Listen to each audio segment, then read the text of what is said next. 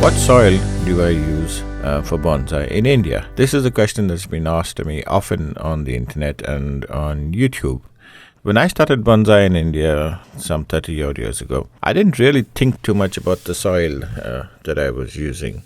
And I used basically garden soil that was available. The soil would usually have been enriched with some form of cow dung or goat's dung, whatever else that was available to me.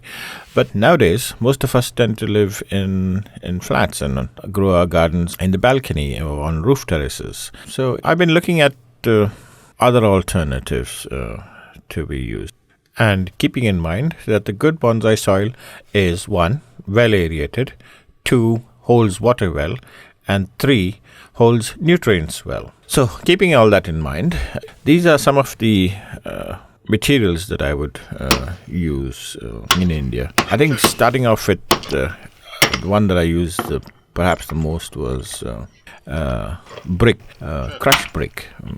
In the old days, I would actually take a hammer and crush the brick and then mix it in with some garden soil and some manure to make a good, well-draining soil. Nowadays, of course, it may be a little bit more difficult to get hold of bricks, but you could just as well use grit. I remember that a few weeks ago when I was in India, I actually went down to the local nursery while I was looking for some ficuses, and I was wondering where I would get some grit. And then on the ground itself, there was lots of stones.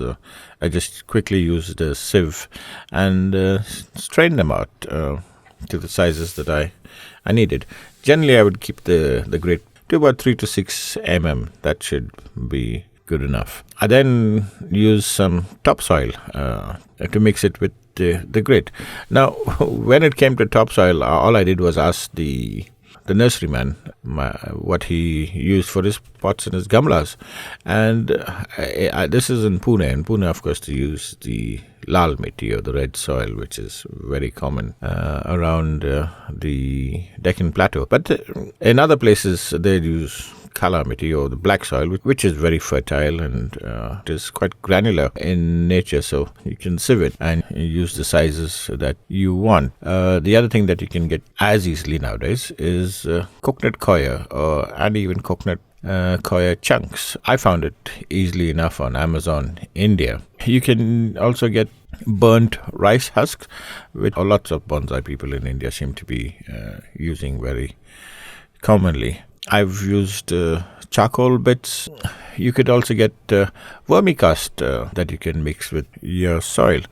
The mix or the blend is the portions are not as crucial as making sure that the soil is granular in nature, the soil breathes well, and the soil can hold some amount of nutrients in it.